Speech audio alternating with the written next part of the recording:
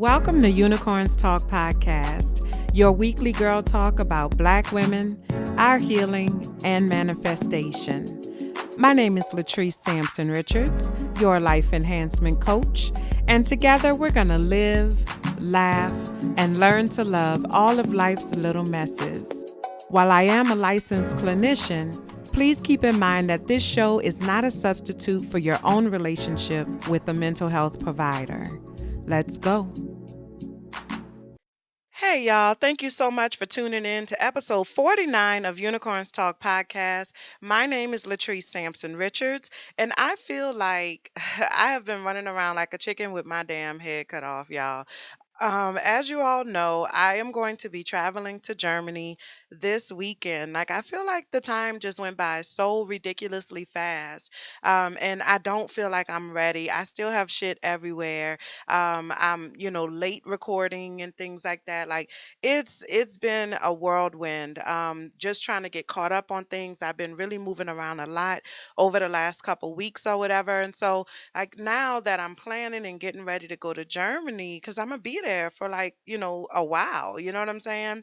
And so it's like you can't really like leave things behind, because it's not so easy to get back to those things, like or to get those things where I'm going, So I just, I'm feeling a little rushed right now and I hate feeling that way. So I'm really working on trying to slow down, make sure that I don't forget anything, make sure that I get everything done, but then also make sure that I show up in the best way that I can across everything that I have going on. I always want to make sure that I'm not cutting corners or anything like that, which can be a struggle sometimes learning how to balance. And for those of us who are entrepreneurs or those of us who, have a lot of things going on, then you know what I mean by that. Like it's hard sometimes to stay on top of things and just to kind of like maintain that balance. And so I'm really working on trying to be able to do that as much as I can. While I'm in Germany, I absolutely plan on doing some live shows.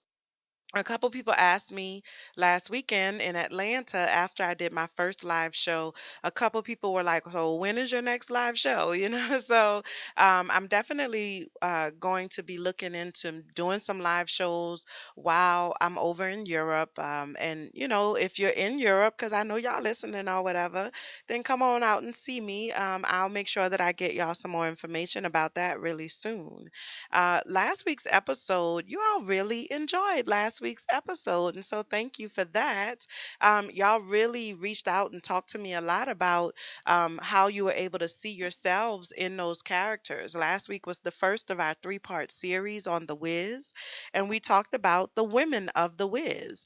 And a lot of y'all reached out saying, oh, I'm Dorothy, or girl, like, I never thought about it that way. I'm Eveline. And then some actually felt like they were a combination of characters, which is something that I talked about on this week's Unicorns Talk Back IG live show, right? That this is a thing. Like this is a thing that you can be or fit into more than one of these categories. It doesn't have to be all or nothing. And so thank you to everybody who listened and downloaded last week's show, but then also for everybody who talked back and communicated with me.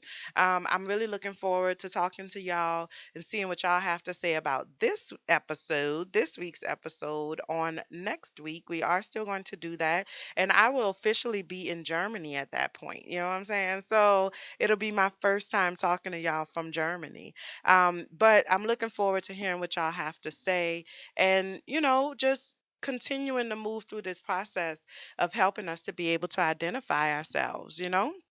If you haven't already, make sure that you rate, comment, and subscribe on Apple Podcasts or anywhere that you're listening to this show right now in this moment.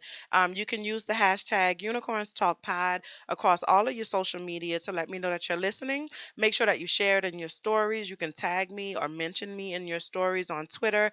Listen, I've never been a huge fan of Twitter, but y'all trying to convert me on the cool. I ain't even gonna lie. Y'all trying to convert me to the Twitterverse or whatever. And I'm coming over, slowly. I'm getting there. Twitter has just never really been my thing, but I feel like I'm starting to understand it a little bit better because y'all are communicating with me more on Twitter for some reason, and so I'm definitely learning the ropes out here in these Twitter streets or whatever. You know what I'm saying? So feel free to at me, mention me, tag me, however you say that, on Twitter, Instagram, Facebook, wherever it is that you're listening, and let me know what you think. Okay. All right, so today we are embarking on part two of our three-part series on The Wiz. And so our focus today is on the men of The Wiz.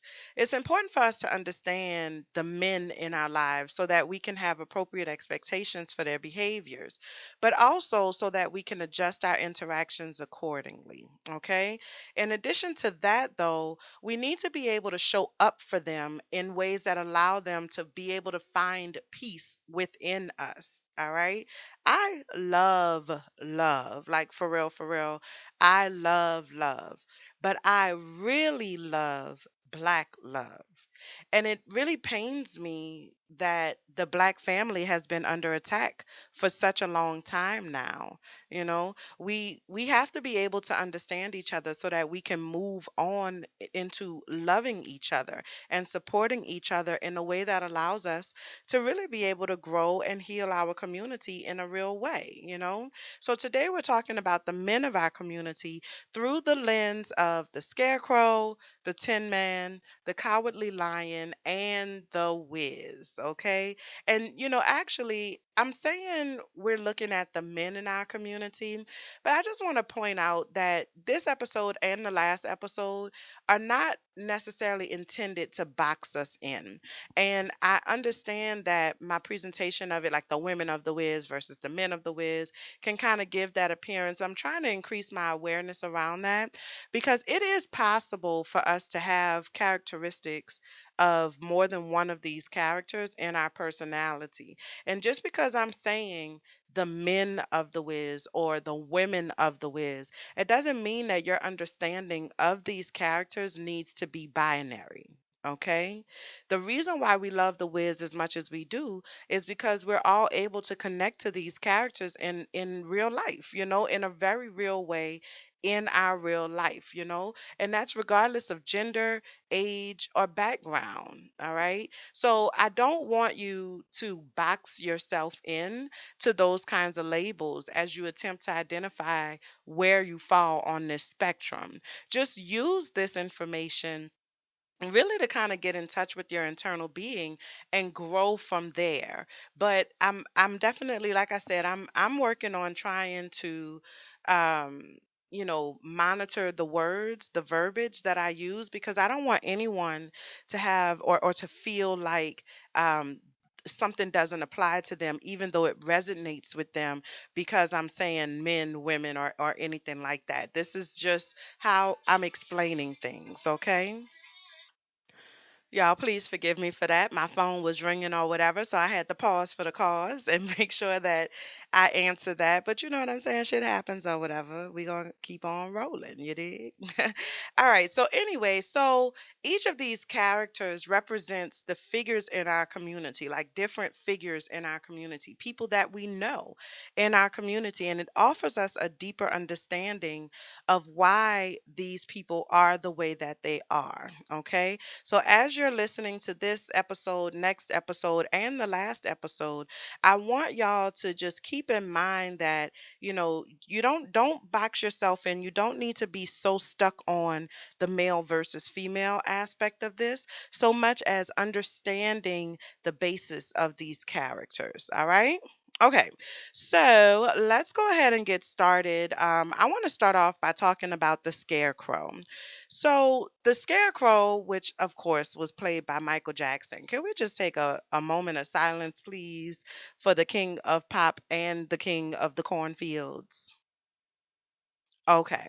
So Michael Jackson did an amazing job portraying the Scarecrow. I really feel like he embodied that character. But, to a certain extent, though, I feel like, the scarecrow kind of embodied him as well.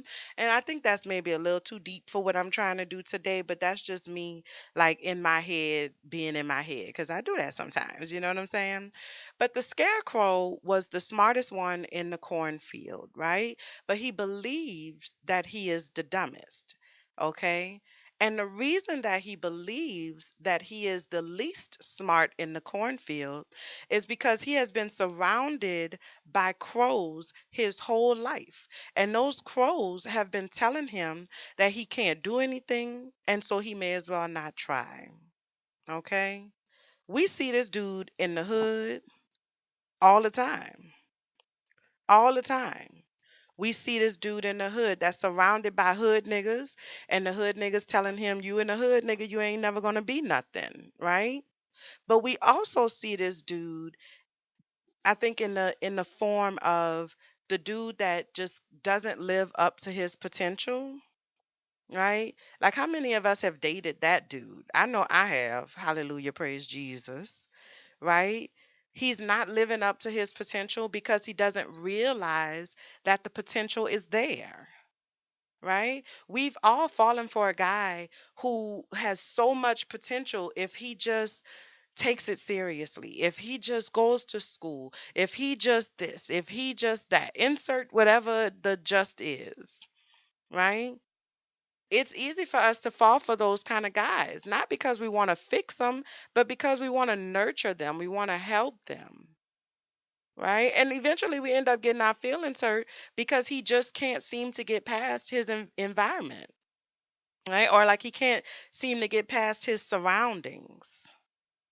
In his heart of hearts, he is a natural leader because he's smart, he's charismatic, he thinks things through, right? He has very good analytical skills, things like that. But he doesn't see these traits in himself because the people around him have put a ridiculous amount of effort into making sure that he knows that no matter what he does, he can't win, he can't break even, and he cannot get out of the game. Okay? So he has given up on trying.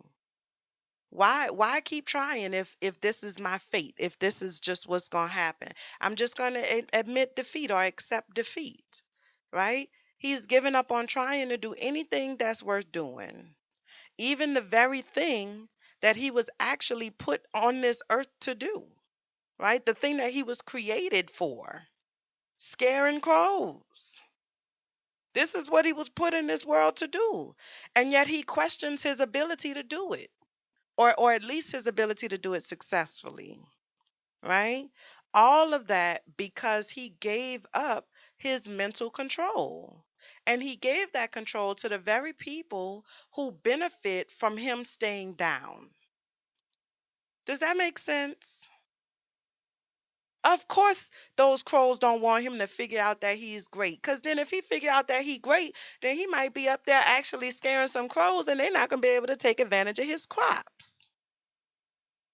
So the people that are surrounding him, that are convincing him that he's not good enough, that he's not smart enough, that he's not intelligent enough, whatever the enough is that he feels is lacking in his life, the people that are keeping him in that lower position benefit from him being in that place.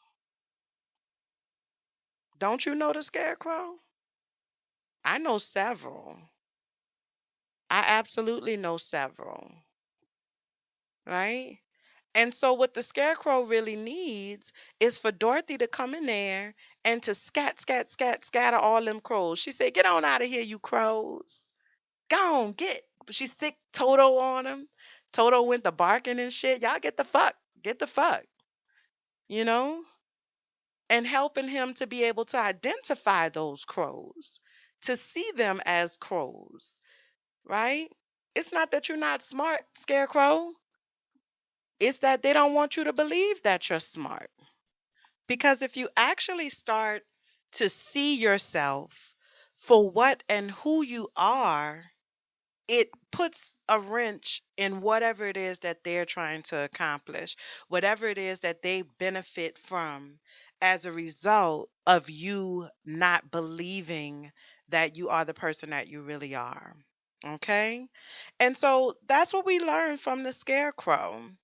That's what we learned from the scarecrow. We learned that when you surround yourself with people who do not mean you well and people who benefit from your lack of confidence, then it makes it virtually impossible for you to be able to break free from that.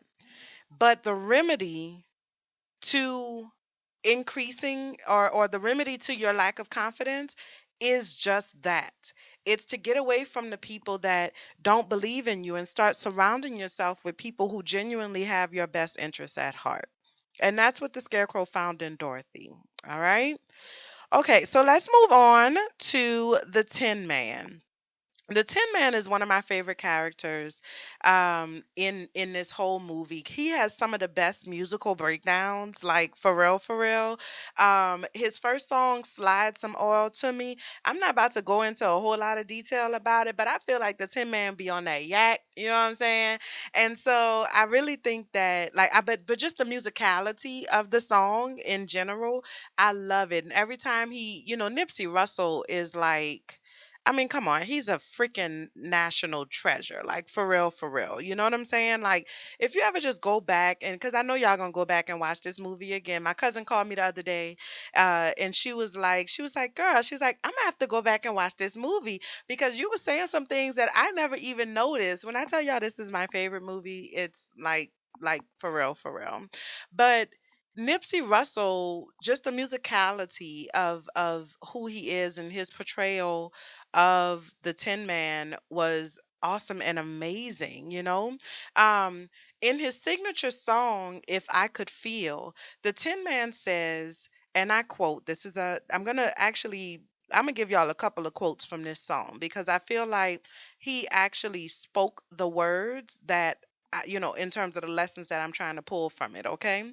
So in his signature song, he says, "What would I do if I could suddenly feel and to know once again that what I feel is real?"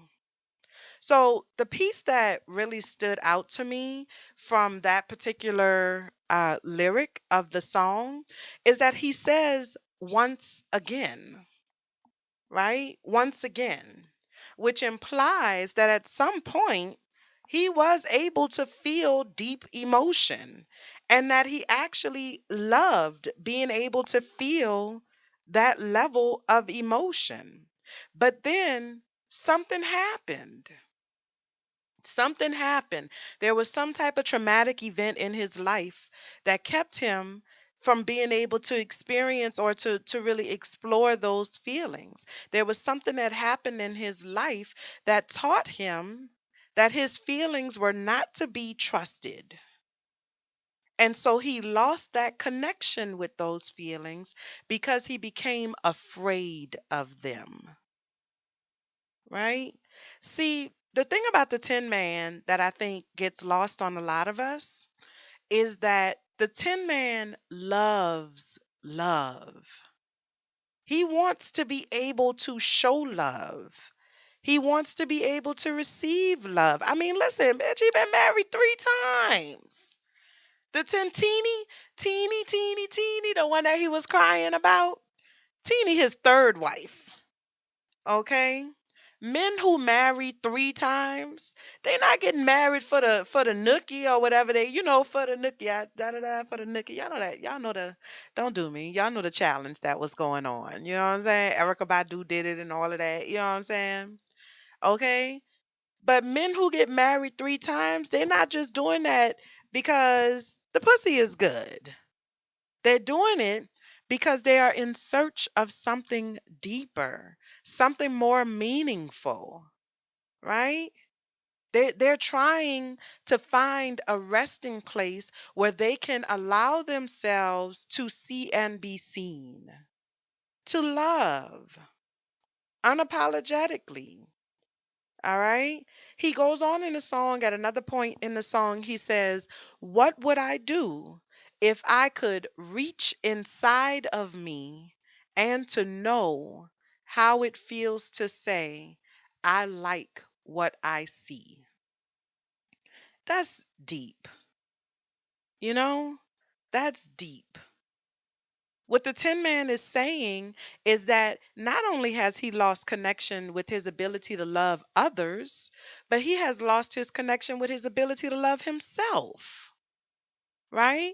Which happens so many times. We internalize because this relationship didn't work out, or that relationship didn't work out, or we got our feelings hurt this time, we got our feelings hurt that time, whatever it might have been. We internalize those experiences and we start being extra hard on ourselves.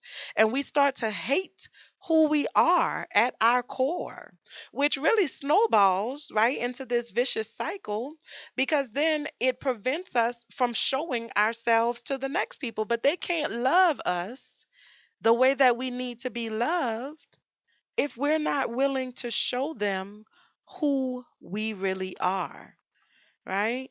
He says, "And if the tears could fall from my eyes, just think of all the wounds they could mend, and think of all the time I could spend just being vulnerable again." And listen, that's one of my favorite lines. Listen, because it's the way he says it, you know? It's the way he says it. I'm about to sing for y'all, so go on and prepare yourself for that.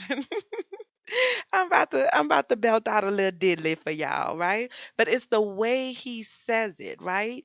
Just being vulnerable again, right?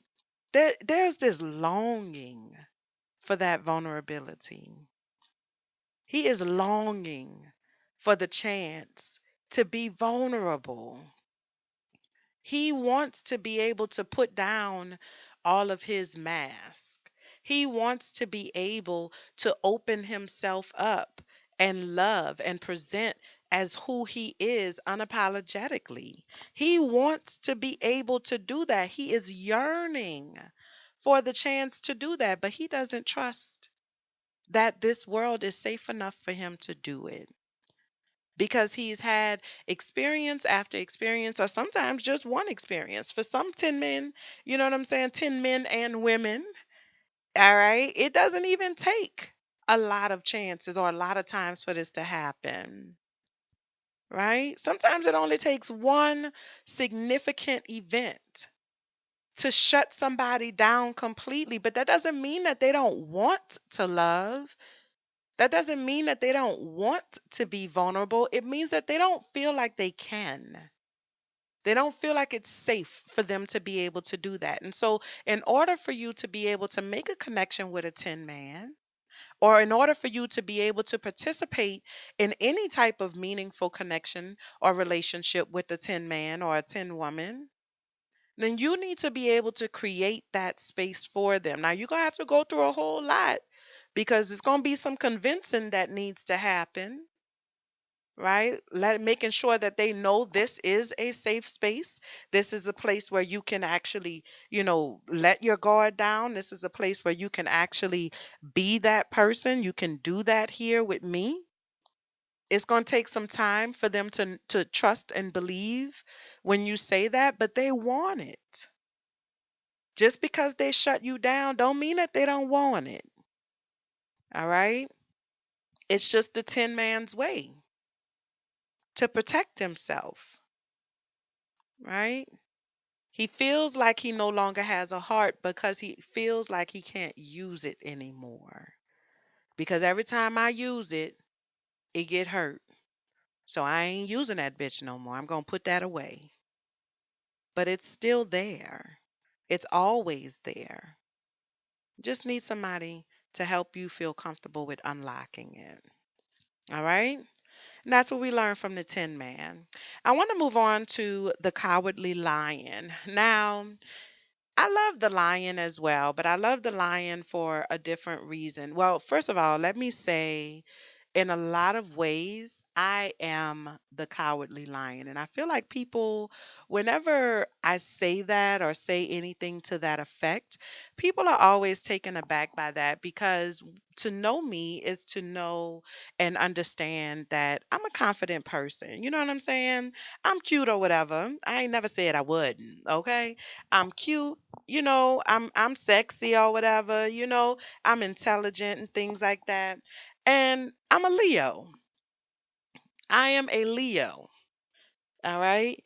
And just like all Leos, all right, the cowardly lion is very, I don't want to say vain, but he's definitely full of himself, right? He has a keen awareness of who he is and how he shows up in the world. Okay. And for the most part, he's, very confident when it comes to his looks. I mean, listen, when they first met the lion and he was doing his I'm a mean old lion, you know what I'm saying? Even just the whole way, Ted Ross. I mean, can we talk about Ted Ross for a moment? Ted Ross, y'all. Ted freaking Ross. And how he really brought that character to life and embodied the lion. He embodied that borderline confidence and arrogance that a Leo the lion carries. It's a very thin line that we trod. And I know I'm me too. Sometimes my husband have to bring me on back down to earth, but sometimes he be hyping me up too, though. I ain't even gonna lie. That's what I love about him. Okay? But the lion kept a freaking mirror in his back pocket. And when he was doing his song, he whipped out his mirror and he checked his mane to make sure that everything was good. All right? He had a mirror in his pocket because he's a Leo. And of course, us Leos like to be seen and we like to look good while we're being seen. All right? But also, like a Leo, he craves the validation of others. Okay? He craves the validation of others. And so he struggles with self confidence issues. And I really identify with Lion in that way because even though I'm comfortable in my skin, I know who I am and I'm okay with being who I am. It is important to me that people see me the way I see myself. And it took me a very long time to get to a place where I could be okay with the reality that that's not going to happen all the time. You know, it took me a while to get to a place of comfortability with being other, right? And to really get my self-confidence in check. I did not have high self-esteem growing up at all. I feel like my confidence, my self-esteem really didn't come in until I got to college and later in college at that. But that was because at that point in my life I had done met people that I chose, because up until that point, the people in your life, you don't really get to choose them people, you know? But now I had people that I was able to choose who accepted me for who I was. And my confidence began to increase as a result of that. All right. But the lion has feelings, right? And so his entire life, he's been told that those feelings made him IOBK, incapable of being king. You know how serious that is? For the king of the jungle to be told that because of who he is, because of how he presents, because of the fact that he's different than everybody else, that he is incapable of fulfilling his duty, that's a blow. That's definitely a blow to your ego. The lion is meant to be the king of the jungle. What do you mean? He's incapable of being king. Right? So he never really felt like he fit in. He never felt like he really could find his place. He never felt like he could fit in with his family. He was different than the rest of his family. He never felt like he could fit in with the other people because he's a fucking lion. And so when people see a lion, they expect for a lion to be courageous and they expect for a lion to have no fear, right? People don't always realize that the king of the jungle is a regular ass person. Just because I'm a natural leader, just because, I'm that bitch, you know what I'm saying? Just because I'm that girl doesn't mean that I don't have human traits and human characteristics. I get scared too, right? I have fears just like everybody else. And people underestimate that because of what they expect from me, because I'm a lioness. And so we see this in the Cowardly Lion. He's been called weak, and basically they told him that he wasn't man enough for being different from the other lions. And over time, he had to put on this hard exterior because he is so soft on the inside. And so he created this facade which presents itself in the movie as toxic masculinity. Okay, but in real world, we put on all kinds of facades and all kinds of masks, right? Sometimes it's toxic masculinity, sometimes it's toxic femininity or feminism, right? Because there is such a thing as toxic feminism. I do believe I said what I said. Okay, but sometimes it's belittling yourself, shrinking yourself. That's a facade. I'm a fucking king of the jungle. Ain't no way I'm supposed to be sitting in a corner making myself smaller just to make y'all motherfuckers feel better about who you are. It's not who I really am. Why don't I get to shine as brightly as everybody else? Because you don't understand me? Sounds like a personal problem, right? So he presents as what he thinks people expect him to present as. Right? In his signature song, he says, "And if you happen to come around, well, you best not make me frown, for I just might knock you down, 'cause I'm a mean old lion." Right? But when push came to shove and Toto went over there and bit him on his toe, he fell out crying 'cause his feelings were hurt. Because he's wearing his feelings on his sleeves. He doesn't know, no, everybody expects him to be strong, and he is. He's strong in his own way.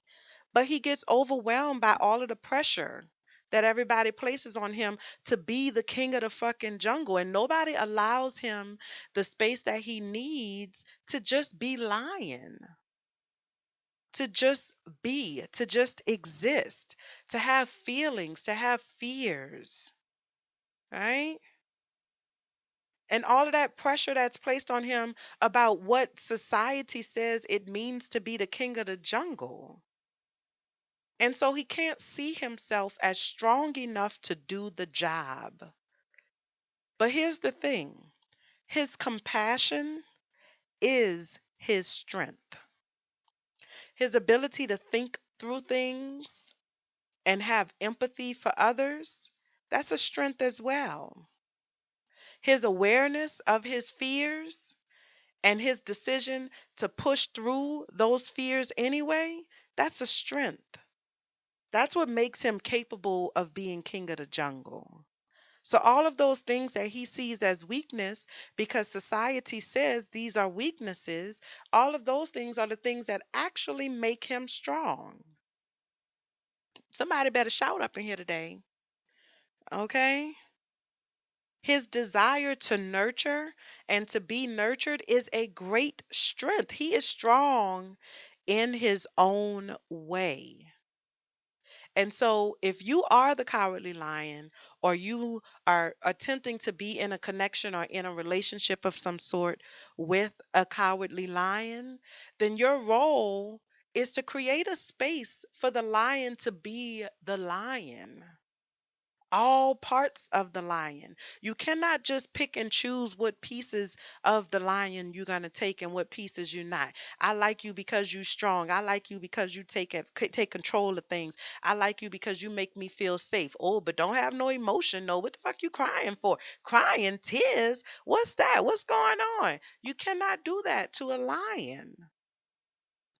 You cannot.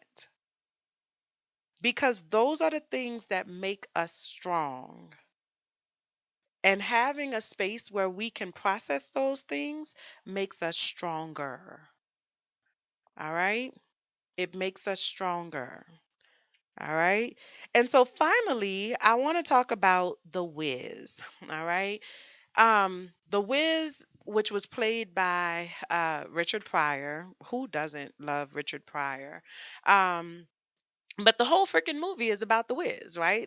Like he's until the very end of the movie, he's like this inanimate object kind of thing. You know what I'm saying? Like he's this figment of our imaginations, right?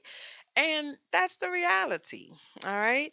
Because the Wiz is the ruler of Oz, but it was not his he wasn't always the ruler of Oz. He was a cut rate politician from Newark, I think. I think he from Newark, I want to say, right? He's a cut rate politician trying to be a politician, actually. I don't even think he was a real politician. He accidentally landed in Oz on a hot air balloon when he was running for alderman and got swept up in a storm. Okay. And the people of Oz were so desperate for a leader that they began to follow him just because he had something that they had never seen before. He had a hot air balloon. And they ain't never seen that before. And so he became the ruler of a land that had been surviving long before he ever arrived there. And they gave him their power. I need y'all to follow me on this, right? Because this is going to lead us into next week's show about the Emerald City. All right. So just remember that I said that just now. Okay. He became the ruler of that land simply because he had something that they had never seen before. Hocus pocus. He presented them with something that they didn't know existed. And so they willingly gave him their power. All right. So it put him in a position where he was making rules and laws for people that he didn't understand. He had no idea what the people of Oz needed. He had no idea what the impact of his rules were going to have on those people's lives. He had no idea of what he was doing. He was just trying to survive and trying not to get found out. Everything that he did was in an effort to not get found out, to maintain his control over those people. He never was really good at anything. Never. But he assumed the role because the people put him in that role. And he wants to be in control. But he's not a leader. He wants people to follow him, but in reality, he's just a talking head. Literally. He is a talking head, right? At the end of the movie, when Glinda the Good Witch came and she told Dorothy and them how they could get home, and Dorothy said, "Oh, Scarecrow, you've always been so smart," and she dropping her little gems, and Tin Man, you have the biggest heart of anybody I know, you know what I'm saying? And then the Lion, you're so courageous, and this, that, and the other, and like gave them like those last little bits of encouragement. The Wiz came and he asked her, he was like, "Well, what about me?" And basically what she said to him was, you got to figure that shit out on your own. Because I don't know who you are. You've been lying to me. You've been lying to these people. I don't know who you are and I don't know what your angle is. So you're going to have to figure that out on your own. And that's how you handle the Wiz. When somebody is intentionally deceptive for their own benefit, then that's somebody that has some deep rooted internal issues going on. Okay? He knew that those people thought that he had magical powers, and he also knew that he did not have magical powers. But his desire for control allowed him to manipulate those people. Instead of just being who he is and telling the truth and being honest with them, he allowed them to believe that he was somebody that he was not, that he had skills and traits and characteristics that he knew were not real, that he knew he could not do. He put people like Dorothy and the Scarecrow and the Tin Man and the Lion, he sent them out there to kill people, to do his bidding. He had them go kill Eveline because Eveline, he was scared Eveline was going to find out that he wasn't shit. And he knew Eveline was coming for him. So he sent Dorothy and them out there to go do his bidding for him with no regard. Absolutely no regard for the impact that that might have on their lives. He knew that Eveline very well could have killed them when they went out there. And he didn't care. He was out for himself. Don't you know the Wiz? I'm sure. I'm sure. These kinds of people you have to steer clear of. You have to always be aware and have a certain level of awareness around the people that you're interacting with. And when you start seeing these traits come up, somebody who says that they can do everything, but when it come time to do it, they can't really do shit. They always got a reason why they can't make something happen, or you fulfill your end of the bargain, and when it's time for them to fulfill their end of the bargain, then oh, something came up. You know what I'm saying?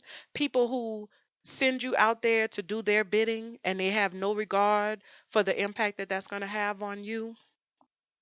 People that are only concerned about their own personal outcomes and never concerned about your own, but that always want to be in control. You need to be aware of those people. You need to make sure that you maintain a certain amount of distance between yourself and those people. Because until they heal, whatever internal breakdown is happening inside of them, whatever that piece is that's missing from them that allows them to have empathy for others, until they heal that piece, they ain't never going to be able to do nothing good for you. Never. And that's a harsh reality to swallow, but it is the reality. And just like Dorothy said, nigga, you need to go figure that out for yourself. You could not possibly be asking me for no favors right now after you sent me down into the belly of the beast with no care for my regard. I mean, with no regard for my care, right? Just like Dorothy told him to kick rocks, so do you. You need to do the same thing. This is not the kind of person that you can exist in a healthy connection with. Point blank, period. Not unless and until that person is willing and actively engaging in the self work that needs to take place to heal that part of them that is preventing them from being able to show empathy for others. All right? And stop giving them people your control. Okay? And that's what we learn from The Wiz. All right? So that's it. That's it. That's the Men of the Wiz.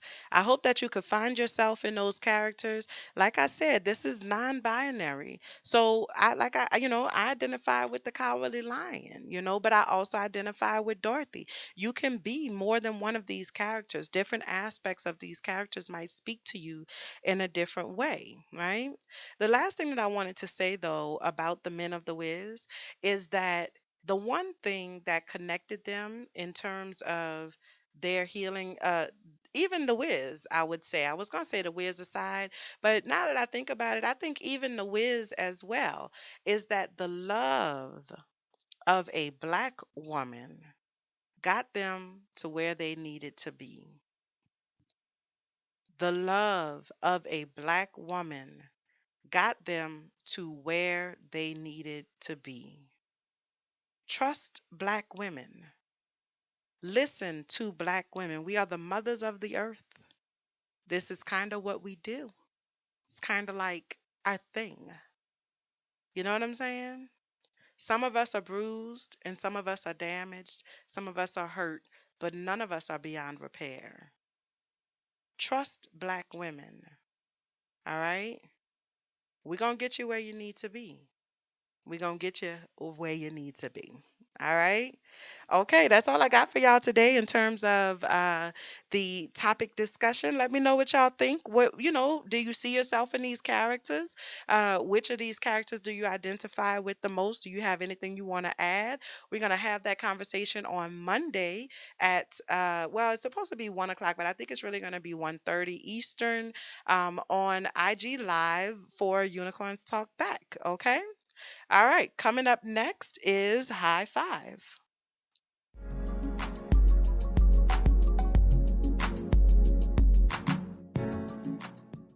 October 17th, which is today, is Black Poetry Day. All right. And so I want to give a high five to all of the Black poets in my life, but then all of the Black poets who've had an impact on my life. Poetry is definitely one of my vices. You know what I'm saying? I don't necessarily consider myself a poet, although I've always had a notebook and shit. I told y'all I'm a creative or whatever. But I've never like done poetry shows and events and stuff like that. But I love poets and I love being in the presence of poets. And I've learned so much from the poets in my life and the poets that I've had an opportunity to experience in my life. And so I want to give a big ass high five to all of the Black poets out there who are expressing our emotion in words, who are giving life to our lives and our voices and our struggles and our journeys, who are allowing us the space that we need in order to have emotions and giving us the words that we need in order to be able to communicate those emotions when those words escape us. You know what I'm saying? So high five to all of the Black poets out there who out here, doing it and just, thank you. Thank you for your art. Thank you for the love that you have of your art. Thank you for your words and thank you for your courage to put that out there. Like Erica Badu said, you know what I'm saying? I'm an artist and I'm sensitive about my shit. And so it never gets easier, but you know and you understand that it's necessary to move our culture forward with your words. And so high five to all of the Black poets out there who just are awesome and amazing. All right. Okay. I don't have a reality check for y'all tonight. I think actually, you know what? My reality check today is going to be that, I need to get my shit together when it comes to my time management skills because I have a ridiculous amount of things to do. I'm literally leaving for Germany on Saturday and I have not packed a thing. You know what I'm saying? And that's ridiculous. It really is because it's Germany. Like you can't just be leaving shit behind, like you really need to bring the stuff that you need. So I hate when I let myself get down to the wire in terms of making like packing and taking care of stuff like that. And so that's my reality check is obviously I need to do a better job in terms of my time management and things like that.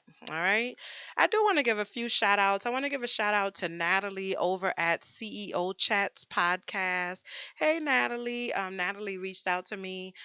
She loved the episode. I actually met Natalie in Atlanta last weekend. She did a panel discussion on monetizing your podcast, but I didn't realize that she was going to be the one doing that panel. And I had actually met her that morning. So we was good friends. We had shared breakfast and shit. You know what I'm saying? So shout out to Natalie. Hey, girl. Hey. I want to give a shout out to Tiana, who is a fellow Louisianian. She from like around the Morgan City area, somewhere around there, Donna Johnsonville and all of that. For those of you who from there, y'all know. She is the host of Around the Lectual Girl, and she's a beautiful person inside and out. Y'all make sure y'all check her out on Instagram. She also hit me up about this week's episode, saying that she loved it, and it's always I don't know, it feels nice for me to hear that, especially coming from fellow podcasters, because that's, it's just I feel like it's a great honor. It really is. So I'm glad that y'all out here listening and appreciating. I want to say shout out to Excuse My Thickness podcast. They share my love of The Wiz. Also, shout out to Nina, who is one of my listeners, and she actually joined my group, Trust Village, and she is a big fan of the podcast, and so she definitely expressed her feelings about this episode as well. So shout out to her, and then I also want to give a huge, big ass, ignorant ass, black ass shout out to a Pod Connection Network because they have selected their next stop, which is going to be in Houston. And I'm excited about this because I have a lot of friends and family in Houston. And so I'm looking forward to traveling to Houston, to, participate in the next round of things, or the next uh, huge installment of a Pod Connection. It's a great, great network. Empress Nick is like thebomb.com, you know what I'm saying? And I'm just glad that I had an opportunity to participate in any way. And I already told her anything she need from me, girl, you got it, boo. You got it. If I could do it, you got it. I promise. All right. All right. So I just want to, make sure I remind you all that if you are interested in working with me and you live in the state of Louisiana, or you live in another country other than the United States, you can definitely hit me up on BetterHelp and or TalkSpace.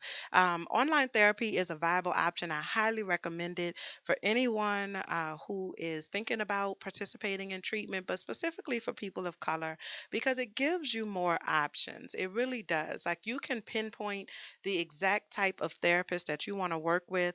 And both of these platforms have lots of therapists in your area who are more than qualified to be able to provide you with those services. So again, if you're interested, go ahead and hit me up, and just let the people know that you want to work with me. Even if you're not able to work with me, let the people know that I sent you or whatever. You know what I'm saying?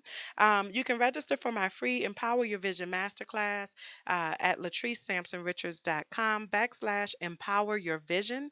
That's EMPOWHER, your vision. Okay. Join my Facebook group, Trust Village, a safe space for healing and manifestation. And don't forget to tune in to Unicorns Talk Back, which is my new IG live show, which is really like an additional segment to the show. And it's going to be every Monday at 1:30 Eastern. We're going to do a recap of the previous episode, a sneak peek of the upcoming episode. We're just going to chat, whatever it is we talk about. Might be some wine involved, you know what I'm saying? We'll see what happens, I'm going to Germany this weekend, but there will be a new episode next week. We're going to make that happen for sure. And it's going to be the Emerald City, y'all. And it's the finale of our three-part series. And I am most excited about the Emerald City. Okay. So you want to make sure that you tune in for that next week. Make sure that you follow me on all of the social medias. Unicorns Talk Pod at Unicorns Talk Pod on Facebook, Instagram, and Twitter. Check me out on the website unicornstalkpod.com, or shoot me an email at unicornstalkpod@gmail.com if you have any show topic ideas or anything like that, or if you're interested in working with me or want to have me on your show as a guest. Okay. I love y'all. I appreciate y'all. And until next time, be well. Bye, y'all.